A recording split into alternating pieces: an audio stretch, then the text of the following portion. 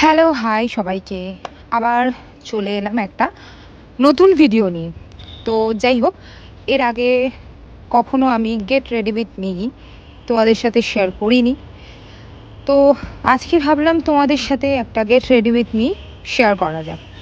তো ডেইলি লাইফে আমি মোটামুটি যখন কোথাও কাছাকাছি কোথাও যাই, তো কিভাবে আমি ছোটোখাটো করে একটু মেকআপ করি। কারণ মেয়েরা বুঝতেই পারছো, একটু মেকআপ না করে বাইরে যেতেই পারে না। হ্যাঁ, অনেক মেয়েরাই আছে যারা খুব সুন্দর দেখতে, যাদের মেকআপের দরকার হয় না, আমি তাদের কথা বলছি না। বাট আমাদের মতো মেয়েদের কথা বলছি, যারা একটু সাজতে পছন্দ করে। তো শুরু করলাম আমি আমার মেকআপটা। তোমরা দেখো এবং অবশ্যই আমাকে জানাবে কেমন লাগলো, এবং যদি তোমরা এরকম আরও ভিডিও দেখতে চাও সেটাও আমাকে জানাবে। তো চলো শুরু করলাম আমি মেকআপ। তোমরা দেখো এবং অবশ্যই জানাবে আমাকে। তো আমি প্রথমেই একটু কনসিলার, ফার্স্টে আমি নিজের ফেসটাকে প্রেপ করে নিয়েছিলাম ক্লিনজিং টোনিং ময়শ্চারাইজিং করে। তো আমি শুধুমাত্র কনসিলার ইউজ করি, খুব একটা ফাউন্ডেশন আমার ইউজ করতে ভালো লাগে না। তো একদম এক্স্যাক্ট আমার স্কিন টোনের যে কনসিলার লাগে সেটাই আমি ইউজ করেছিলাম।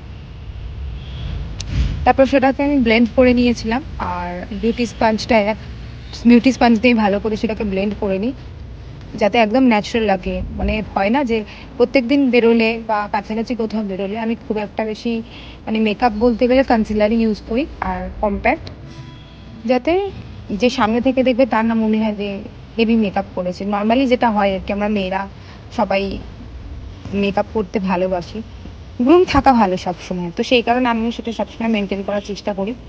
আর তারপর আমি ইউজ করে নিয়েছিলাম হচ্ছে আইশ্যাডো। তো আইশ্যাডোর কথা বলতে গিয়ে মনে পড়লো যে সত্যি কথা বলতে আমি নিউড আইশ্যাডো, নিউড যে কোনো জিনিসের প্রতি আমি এখন মানে বেশি হয় না, বেশি অবসেসড হয়ে গেছে। তো সেটার জন্য আমি এখন যাই ইউজ করি, লিপস্টিক ইউজ করি বা আমি আইশ্যাডো ইউজ করি, আমি নিউড কালারটাই চুজ করি। কারণ আমি কোনো হেভি মেকআপ করলে আমার মনে হয় যে নিউড কালারটাই বেশি ভালো লাগছে।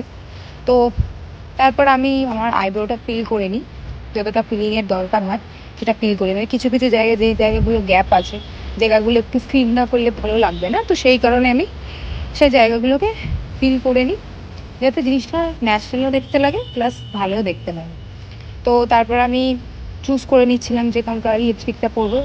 তো এগেন আমি একটা নীল কালারের লিপস্টিক প্রথম যে আউটলাইন করেছিলাম সেটা একটা ডার্ক কালারের দিয়ে আমি আউটলাইন করি, ব্রাউন শেডের মধ্যে, ডার্ক ব্রাউন।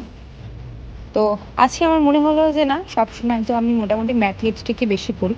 আজকে আমার মনে হলো যে আমি একটু লিপ গ্লস লাগাই, কারণ এখন ইদানিং আমি লিপ গ্লসের প্রতি একটু বেশি ইউজ করা স্টার্ট করছি। লিপ গ্লস আমি বাড়িতে থাকাকালীন ইউজ করি, লিপ টিন্ট ইউজ করি, লিপ অয়েল ইউজ করি, আর এই গ্লসি ব্যাপারটা আমাকে এখন বেশি অ্যাট্রাক্ট করেছে। তো সেই জন্য আমি ভাবলাম যে লিপস্টিক ইউজ করার পর একটু গ্লস ইউজ করে ওটা বেশি ভালো লাগবে। তো আমি দেখছিলাম যে আমার ড্রেসের সাথে কোনটা বেশি ম্যাচ করছিল।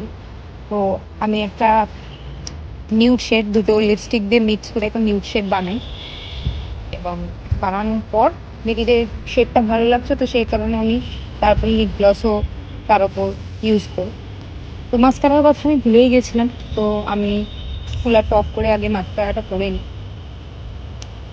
মাস্কারা আমি সত্যি কথা বলতে বাইরে যে কোনো জায়গায় যাই, মানে বিশেষ করে কোথাও যদি দূরে যাই, মাস্কারাটা আমার লাগেই।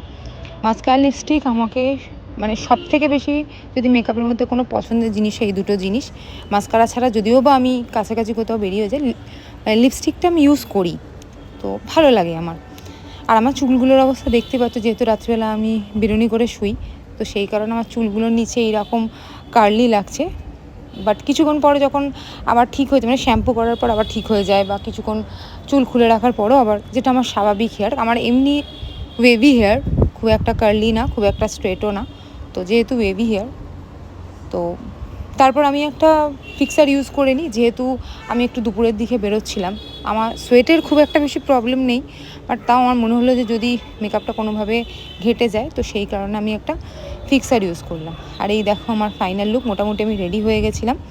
রেডি হয়ে যাওয়ার পর তখন আমার মনে হলো যে না, কয়েকটা ভিডিও নিয়ে রাখি, তো সেই জন্যই একটু ভিডিও নিচ্ছিলাম। তো তোমরা জানিও কেমন লাগলো ভিডিওটা, আর অবশ্যই কমেন্ট করো। চলো আবার দেখা হবে নেক্সট কোনো ভিডিওতে। টাটা।